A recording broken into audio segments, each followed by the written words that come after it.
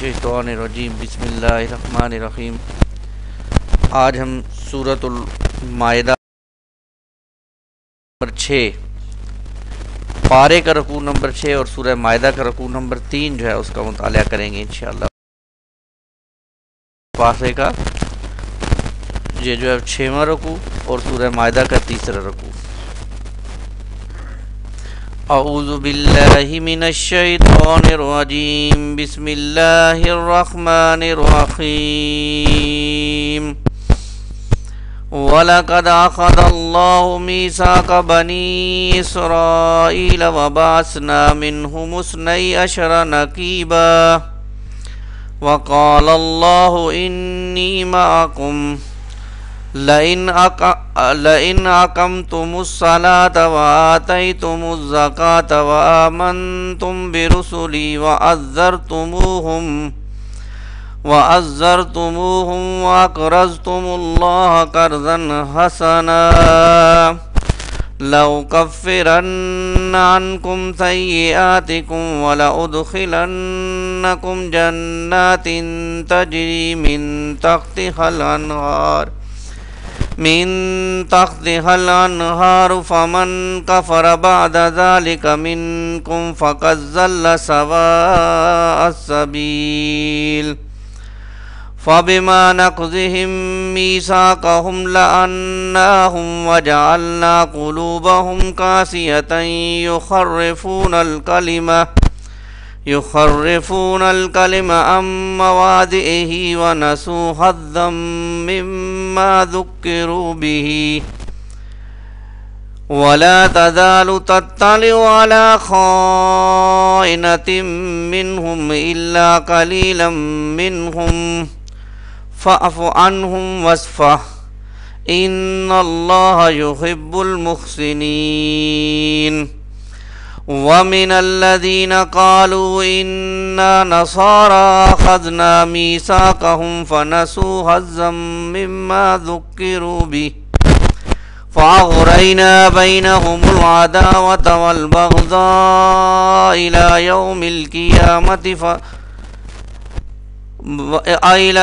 يوم القيامة وسوف ينبئهم الله بما كانوا يصنعون يا أهل الكتاب قد جاءكم رسولنا يبين لكم كثيرا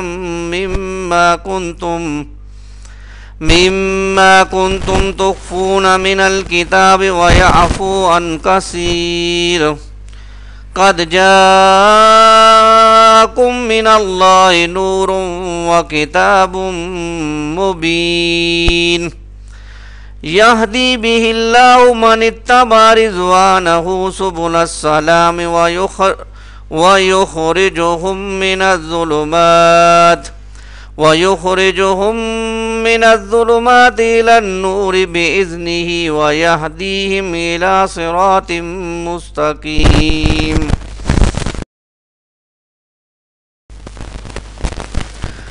لقد كفر الذين قالوا إن الله هو المسيح ابن مريم قل فمن يملك من الله شيئا إن أراد أن يهلك المسيح ابن مريم وأمه ومن في الأرض جميعا ولله ملك السماوات والأرض وما بينهما يخلق ما يشاء والله على كل شيء قدير وقالت اليهود والنصارى نحن أبناء الله وأحباؤه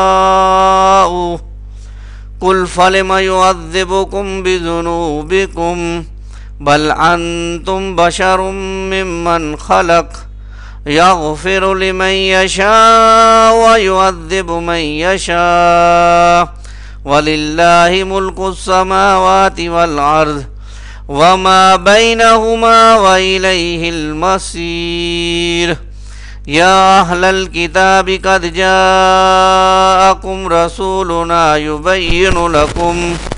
يبين لكم على فترة من الرسل أن تقولوا ما جاءنا من بشير ولا نذير فقد جاءكم بشير ونذير والله على كل شيء قدير صدق اللہ العظیم رب اشرح لی صدری ویسر لی امری واحلل عقدۃ من لسانی یفقہوا قولی واجعل لی وزیرا من اہلی آمین یا رب العالمین۔ خواتین و حضرات، جیسا کہ میں نے عرض کیا کہ آج ہم سورہ مائدہ کا تیسرا رکوع اس کا مطالعہ کریں گے اور چھٹے پارے کا یہ چھٹا رکوع ہے جس کا آج ہم مطالعہ کریں گے۔ اور سورہ مائدہ کے حوالے سے عرض کیا گیا کہ سورہ مائدہ کے اندر اللہ تعالیٰ نے مردوں کو دین سکھانے کے حوالے سے بہت اہم رہنمائی عطا کی ہے، اور جب ہم اس رکوع کا ہم نے آغاز کیا تھا تو اس کے پہلے دو رکوع بہت اہمیت کے حامل تھے جن کو ہم نے مطالعہ کیا۔ اب تیسرے رکوع سے یہاں اہل کتاب سے کچھ خطاب شروع ہو رہا ہے، اور اہل کتاب کے ساتھ اللہ تعالیٰ نے جو بھی ان کے اوپر احسانات کیے اس کا تذکرہ بھی آئے گا، اور انہوں نے جو شریعت کو لینے کے بعد شریعت کے غلبے کی، اس کو قائم کرنے کی کوششیں نہ کی، یہ وہ جرائم تھے جن کا تذکرہ ہم اب اس کے بعد پڑھیں گے۔ رکوع پڑھنا ہے، اس رکوع کے اندر جو آیات رکھ لیتے ہیں اپنے سامنے۔ سب سے پہلے آیت نمبر 12 کا مطالعہ ہوگا انشاءاللہ۔ اس کے اندر بنی اسرائیل سے جو عہد شریعت لیا تھا اللہ تعالیٰ نے اس کا تذکرہ ہے۔ آیات 13 تا 14 میں بنی اسرائیل پر اللہ تعالیٰ کی لعنت کی وجہ، یعنی ان پر جو اللہ تعالیٰ نے لعنت کی اس کی وجہ کیا تھی؟ عہد کی، وعدے کی خلاف ورزی۔ اور ہم پڑھ چکے ہیں سورت کے شروع میں، یعنی اس سورت کی پہلی آیت میں اللہ تعالیٰ نے ایمان والوں کو اوفو بالعقود، وعدوں کی پاسداری کا حکم دیا تھا۔ تو اس سے معلوم ہوا کہ عہد کی خلاف ورزی کرنا اللہ کے نزدیک بہت بڑا جرم ہے۔ یہاں پر اللہ کی طرف سے باقاعدہ بنی اسرائیل پر لعنت کی گئی ان دو آیات میں۔ آیت نمبر 15 میں اہل کتاب کو نبی کریم صلی اللہ علیہ وسلم پر ایمان لانے کی دعوت دی جا رہی ہے، اور آیت نمبر 16 کے اندر اہل کتاب کو قرآن مجید پر یعنی دی جا رہی ہے۔ آیت نمبر 17 میں سیدنا عیسیٰ علیہ السلام کے بارے میں جو عیسائیوں کا غلط عقیدہ تھا اس کی اصلاح فرمائی جا رہی کہ عیسیٰ علیہ السلام معبود نہیں ہیں بلکہ مخلوق ہیں۔ جیسے اللہ تعالیٰ کے اور مخلوقات ہیں، انبیاء بھی ہیں، ایسے انہی میں سے ایک سیدنا عیسیٰ علیہ السلام بھی اللہ کے بندے اور رسول ہیں۔ آیت نمبر 18 میں اہل کتاب کا اللہ تعالیٰ کی محبوب امت ہونے کا دعویٰ ہے کہ ہم اللہ کے چہیتے لوگ ہیں، اس کا انہوں نے دعویٰ کیا، اور اللہ تعالیٰ نے اس کا جو ہے وہ جواب دیا آیت نمبر 19 کے اندر کہ اہل کتاب کے لیے تمام حجت فرما دی۔ اور اس کا کچھ جھلک ہم سورہ بقرہ کے رکوع نمبر 11، 10 اور 11 میں بھی پڑھ چکے ہیں، تو کچھ سیم چیزیں بھی ہم انشاءاللہ پڑھیں گے۔ تو یہ ایک مختصر سا رکوع ہے جس کا آج ہم نے مطالعہ کرنا ہے۔ اللہ تعالیٰ سے ساتھ پڑھنے کی، سمجھنے کی، اور پھر ان سے ہدایت حاصل کرنے کی توفیق عطا فرمائے۔ سب سے پہلے آیت نمبر 12 سے جو عہد لیا تھا، شریعت کی پابندی کا عہد، اس کا تذکرہ ہے۔ وَلَقَدْ أَخَذَ اللَّهُ مِيثَاقَ بَنِي إِسْرَائِيلَ، اور یقیناً لیا تھا اللہ تعالیٰ نے عہد بنی اسرائیل سے۔ یہ بیان کیوں کیا جا رہا ہے مدینے میں، مدنی صورت میں، یہ مسلمانوں کے سامنے کیوں بیان کیا جا رہا ہے؟ اس حوالے سے بیان کیا جا رہا ہے کہ مسلمانوں کو بتانا مقصود تھا کہ جس طرح آج تم سے میثاق لیا جا رہا ہے، یعنی میثاق شریعت پر پابندی کا، اور اللہ نے تمہیں شریعت کے میثاق میں باندھ لیا ہے، بالکل اسی طرح کا میثاق اللہ تعالیٰ نے تم سے پہلے بنی اسرائیل سے بھی لیا تھا۔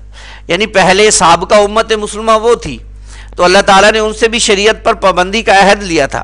اب موجودہ امت مسلمہ تم ہو، اس لیے تم سے بھی جو ہے وہ اللہ تعالیٰ نے عہد لیا ہے۔ تو فرمایا یقیناً اللہ تعالیٰ نے بنی اسرائیل سے عہد لیا۔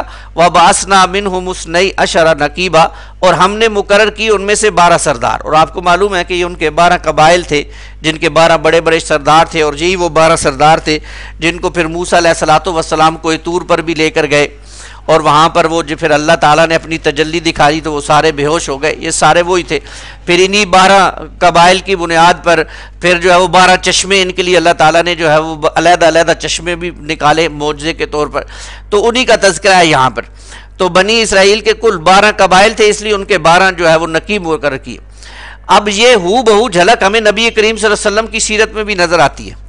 یعنی بیعت عقبہ ثانیہ پہ جب اللہ کے رسول صلی اللہ علیہ وسلم کے پاس گئے، کل 72 لوگ جا کر بیعت کی انہوں نے عقبہ کی گھاٹی میں، اور وہ واپس آنے لگے مدینے میں، تو اللہ کے رسول صلی اللہ علیہ وسلم نے ان کے اوپر بھی 12 جو ہے وہ نقیب مقرر کر دیے. 9 جو ہے وہ خزرج میں سے تھے اور 3 اوس قبیلے میں سے تھے. یہ 12 تھے. یعنی نقیب کا مطلب کیا ہے، اس کو بھی ذرا سمجھنے کی ضرورت ہے. نقیب کیا ہے کہ اصل امیر تو محمد رسول اللہ صلی اللہ علیہ وسلم ہی ہیں، لیکن وہ کیونکہ مکے میں ہے اور اب مدینے میں بھی ایک نظم قائم کرنا ہے، تو مدینے میں انہوں نے اپنا ایک نمائندہ بنا دیا کہ یہ میرے احکامات تم تک پہنچائے گا اور تم نے اس کے احکامات کی پابندی کرنی.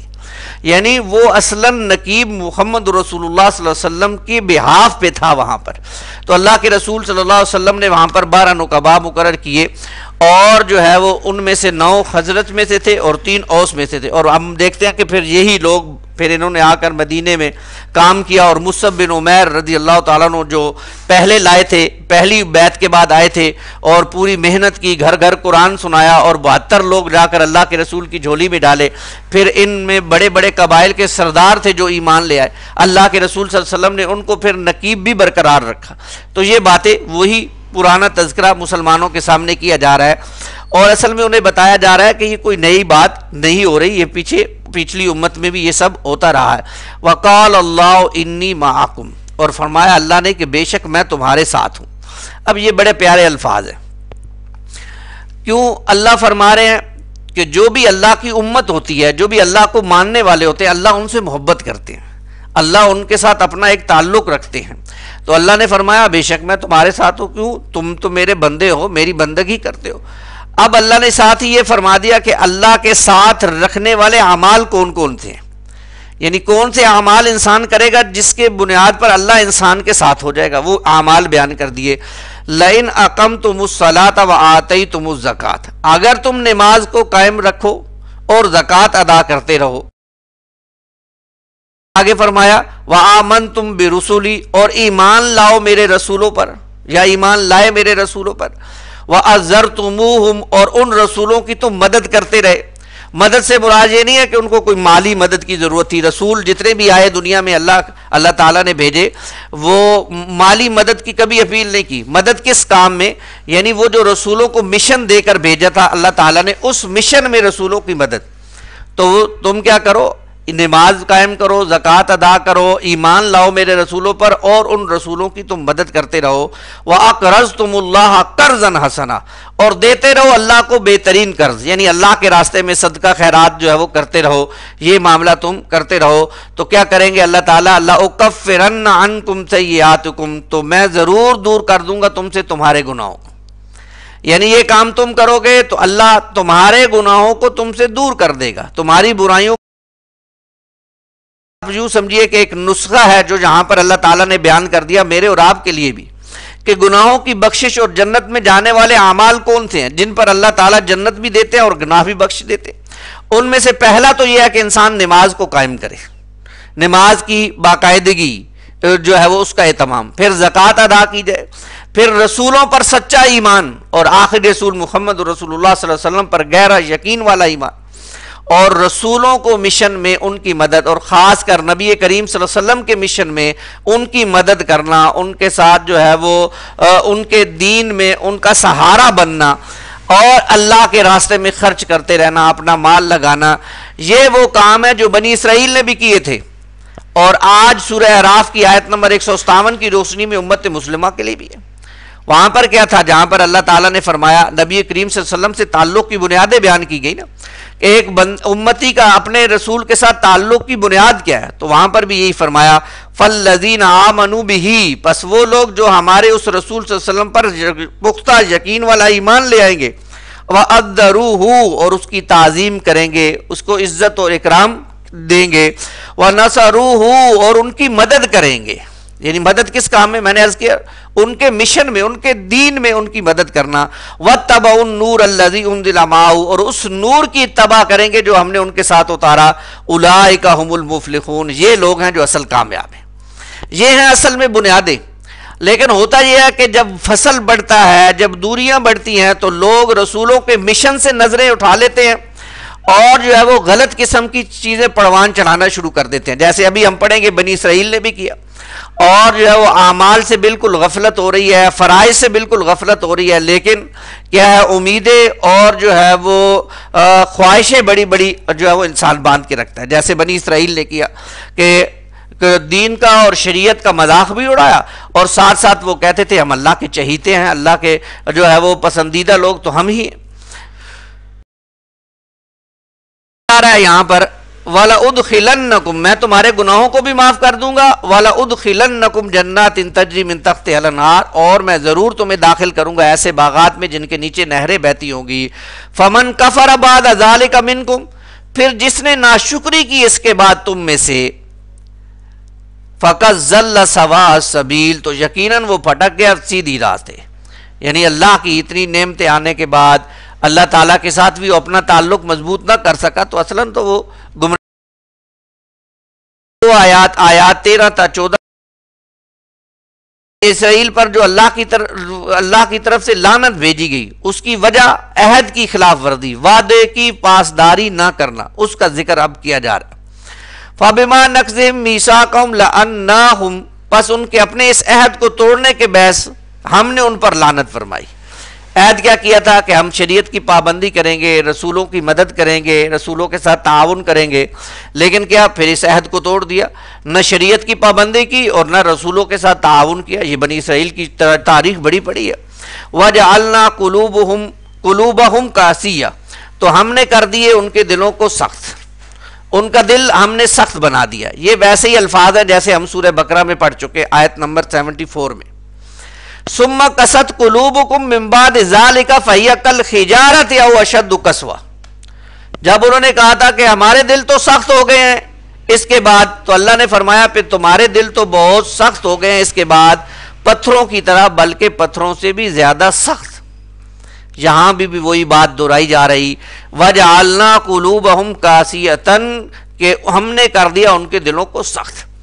اب ذرا دیکھیں، بڑی پیاری مثال اللہ نے پتھر کی جہاں پر دی.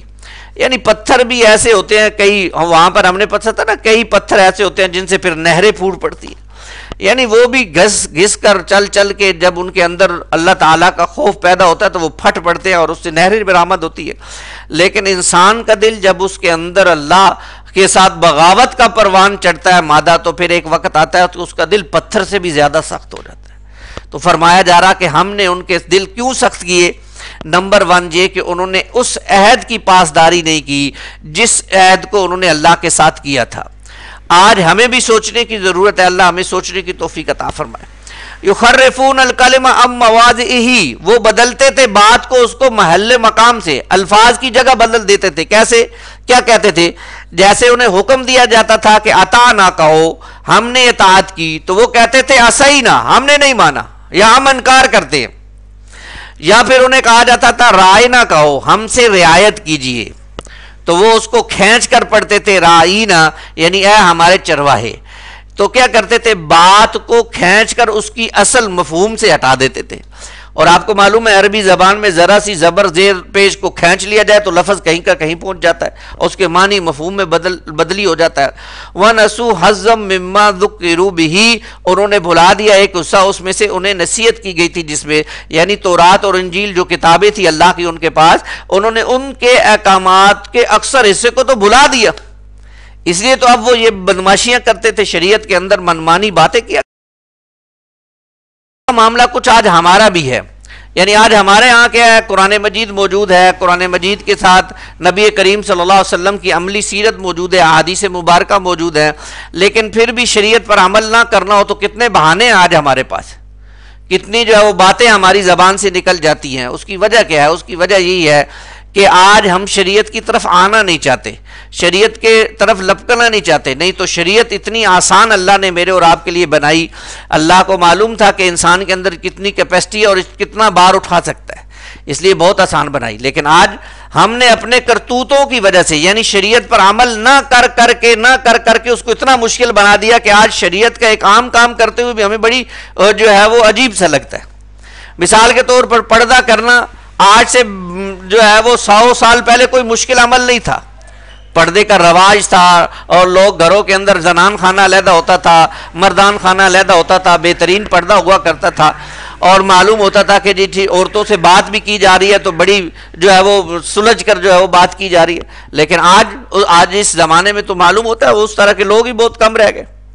تو معلوم یہ ہوا کہ اللہ تعالیٰ کی جو نعمتیں تھیں، اللہ تعالیٰ کی جو شریعت تھی جو سب سے بڑی نعمت تھی، اس کو بھی آج ہم نے نافرمانیاں کر کے اپنے لیے مشکل بنا دیا۔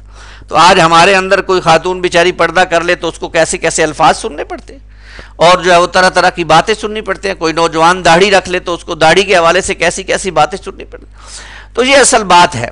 تو فرمایا اللہ تعالیٰ نے وَلَا تَزَالُ تَطَّلِعُ عَلَىٰ خَائِنَةٍ مِّنْهُمْ، اور اے نبی صلی اللہ علیہ وسلم آپ ہمیشہ ان کی طرف سے خیانت کی اطلاع پاتے رہیں گے، إِلَّا قَلِيلًا مِّنْهُمْ، سوائے چند لوگوں کے ان میں سے۔ یہ بھی اصل میں بڑی اہم بات ہے کہ رسول اللہ صلی اللہ علیہ وسلم جب مدینے تشریف لائے تو آپ صلی اللہ علیہ وسلم نے اس نئی جگہ پر اپنی پوزیشن مضبوط کرنے کے لیے پہلے 6 مہینوں میں 3 کام کیے۔ ان میں سے ایک یہ تھا کہ یہود کے تینوں قبیلوں سے مدینہ کے مشترکہ دفاع کے لیے معاہدے کر لیے، اور اس کی ایک شک یہ تھی کہ اگر مدینے پر حملہ ہوگا تو سب مل کر اس کا دفاع کریں گے۔ یعنی ایک بہت بڑا اللہ کے رسول نے میثاق میں اس کو ہی میثاق مدینہ کہتے ہیں کہ مدینے کے جو بڑے بڑے قبائل تھے یہودیوں کے، ان سے معاہدہ کر لیا کہ بھائی ٹھیک ہے تمہارا مذہب ہو رہا ہے ہمارا مذہب ہو رہا ہے، لیکن ٹھیک ہے لیکن رہنے والے تو ہم مدینے کے ہیں، تم باہر سے جو بھی مدینے پر حملہ کرے گا ہم سارے مل کر اس کا مقابلہ کریں گے۔ یہ معاہدہ ہو گیا، لیکن بعد میں ان میں سے ہر قبیلے نے ایک ایک کر کے اس سے غداری کی۔ پھر اللہ کے رسول صلی اللہ علیہ وسلم نے اس معاملے کے حوالے سے اب یہاں بتایا جا رہا ہے، چنانچہ نبی کریم صلی اللہ علیہ وسلم سے فرمایا جا رہا ہے کہ ان کی طرف سے مسلسل خیانتیں ہوتی رہیں گی، یعنی یہ وعدے کی پاسداری نہیں کریں گے، لہذا آپ کو ان کی طرف سے ہوشیار رہنا چاہیے اور ان کا توڑ کرنے کے لیے پہلے سے تیار رہنا چاہیے۔ اور پھر ہم دیکھتے ہیں اللہ کے رسول صلی اللہ علیہ وسلم نے ایک ایک کر کے ان تینوں قبائل کو وہاں سے مدینے سے وعدہ خلافی کی بنیاد پر جو ہے وہ ان کے مدینے سے نکال دیا۔ فَاعْفُ عَنْهُمْ وَاصْفَحْ، تو آپ صلی اللہ علیہ وسلم انہیں معاف کرتے رہیں اور درگزر سے کام لیتے رہیں۔ یعنی بنی اسرائیل اپنے جرائم کی بنیاد پر اس قابل نہیں کہ انہیں قریب بھی آنے دیا جائے، لیکن نبی کریم صلی اللہ علیہ وسلم کو ہدایت دی گئی کہ آپ صلی اللہ علیہ وسلم انہیں معاف کریں اور ان کی بدعملی سے درگزر کریں۔ اس کی بھی بڑی حکمت ہے۔ وہ حکمت کیا ہے کہ ان کی سخت دلی اور بے حسی کے بعد اگرچہ کسی وعد و نصیحت کا ان کے لیے مؤثر ہونا مشکل ہے، بہت مشکل ہے کہ جس بات پر وہ اڑ گئے ہیں اس پہ تو بہت مشکل ہے کہ ان کے اوپر کوئی وعد اور نصیحت اثر کرے، لیکن رواداری اور حسن خلق کے رویے سے بے حصوں میں بھی حس پیدا کی جا سکتی ہے۔ آپ محمد رسول اللہ صلی اللہ علیہ وسلم ہیں، آپ کو اللہ تعالیٰ نے رحمت للعالمین بنا کے بھیجا ہے، آپ اپنی طرف سے فاعف عنہم واصفح کی جو ہے وہ روش اختیار رکھیں، انہیں معاف کرتے رہیں، درگزر سے کام لیتے رہیں۔ ہاں وہ ہٹ درمی پہ آتے ہیں تو آتے رہیں، اس لیے آپ دیکھتے ہیں کہ رسول اللہ صلی اللہ علیہ وسلم نے منافقین کے ساتھ زندگی میں قتال نہیں کیا۔ کتنی تکلیفیں دیں، آپ صلی اللہ علیہ وسلم کو معاذ اللہ قتل کرنے کا بھی ارادہ کیا اور آپ صلی اللہ علیہ وسلم کے خلاف پروپیگنڈا کیا اور بہت سے مواقع پر دھوکہ دیا، عہد میں دھوکہ دیا، دین سو کو واپس لیا، لیکن محمد رسول اللہ صلی اللہ علیہ وسلم نے فاعف عنہم واصفح کے مطابق ان کے ساتھ کبھی قتال کا معاملہ نہیں کیا۔ ان اللہ یحب المحسنین، بے شک اللہ محبوب رکھتا ہے احسان کی روش اختیار کر۔ وَمِنَ الَّذِينَ قَالُوا إِنَّا نَصَارَىٰ أَخَذْنَا مِيثَاقَهُمْ، اور جنہوں لوگوں نے کہا کہ ہم تو عیسائی ہیں اور ہم نے ان سے بھی میثاق لیا، یعنی یہود سے بھی میثاق لیا اور جو عیسائی تھے ہم نے ان سے بھی میثاق لیا۔ فَنَسُوا حَظًّا مِّمَّا ذُكِّرُوا بِهِ، سو انہوں نے بھلا دیا ایک حصہ اس میں سے جس کی ان کو نصیحت کی گئی تھی۔ تو جیسے یہودیوں نے اپنی کتابوں کے بہت بڑے حصے کو بھلا دیا، ایسے عیسائیوں نے بھی عیسیٰ علیہ السلام کی تعلیمات کے بہت بڑے حصے کو بھلا دیا۔ فَأَغْرَيْنَا بَيْنَهُمُ الْعَدَاوَةَ وَالْبَغْضَاءَ إِلَىٰ يَوْمِ الْقِيَامَةِ، تو ہم نے ڈال دی ان کے درمیان دشمنی اور نفرت قیامت کے دن تک۔ یعنی دونوں نے کیونکہ شریعت کی پاسداری نہیں کی، اللہ کے ساتھ جو وعدہ کیا تھا اس کو توڑ دیا، تو اللہ نے کیا کیا،